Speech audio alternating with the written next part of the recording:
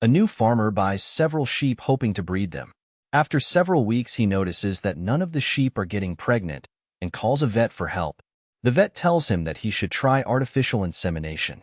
The farmer doesn't have the slightest idea what this means, but, not wanting to display his ignorance, only asks the vet how he will know when the sheep are pregnant. The vet tells him that they will stop standing around and will lie down and wallow in the grass when they are pregnant. The farmer hangs up and gives it some thought. He comes to the conclusion that artificial insemination means he has to impregnate the sheep. So he loads the sheep into his truck, drives them out into the woods, screws them all, brings them back and goes to bed. Next morning, he wakes and looks out at the sheep. Seeing that they are all still standing around, he deduces that the first try didn't take and loads them in the truck again. He drives them out to the woods, screws each sheep twice for good measure, brings them back and goes to bed. Next morning, he wakes to find the sheep still just standing around.